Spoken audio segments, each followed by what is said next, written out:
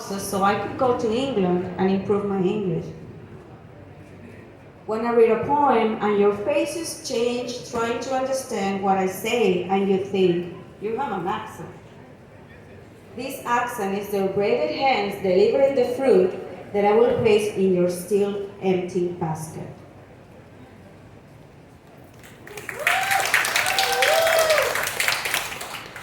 The second piece I'm reading is called Diagnostic of the Flesh. I wrote this for a very special occasion for a friend of mine, and I put a lot of myself in this piece because it talks about my experience with anxiety and depression, and I was trying to think, what can I do to turn and make anxiety not so bad? So I wrote this piece, and this is what I got.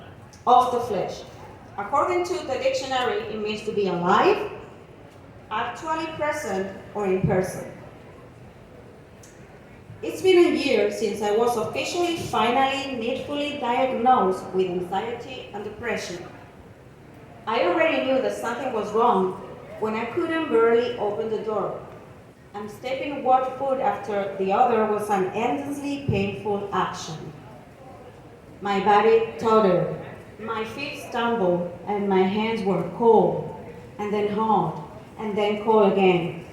I knew I was carrying an unnecessary curse on my shoulders for too long, and I wasn't doing anything to fix it.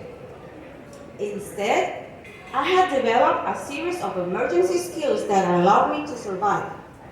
I call it my 10 shitty survival commandments. Number 1, if checking your blood pressure makes it go higher, don't do it. Number 2, if checking your heart rate makes it faster, don't do it.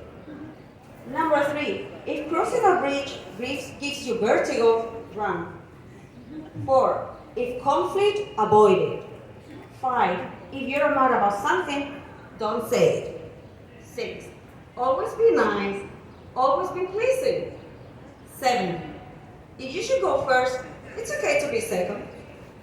8, if you had 2 appointments the same day, do both.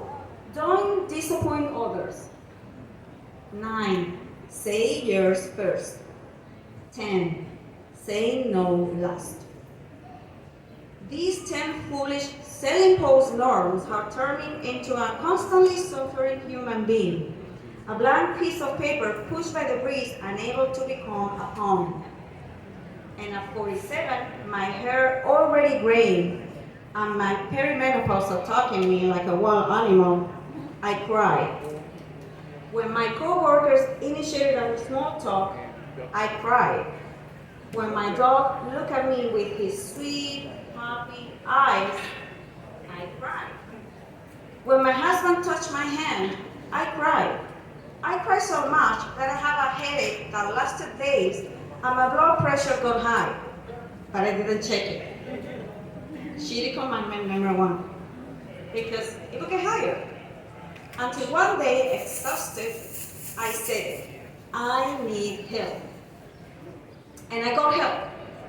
Doctor, therapist, meditation, exercise, journaling, yoga, music, reading, writing, breathing, feeling, and back to living.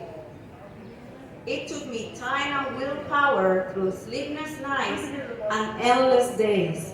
But today, I can finally share with you my new 10 commandments. This time I have called them my new life 10 commandments. Something simple. Number 1, check your blood pressure. If it goes higher, it will go down. Number 2, exercise and enjoy your heart rate displaying on your Apple Watch. You're alive. Number 3, cross that river. Take pleasure of the sound of the river and the reflection of the sound in the water. 4, face conflict. Advocate for yourself. 5, say what's bothering you, but don't get mad. It will probably won't be worth it. 6, it's okay to say no. 7, go first. 8, you don't have to be everywhere. 9, just be present. 10, be here. in the flesh.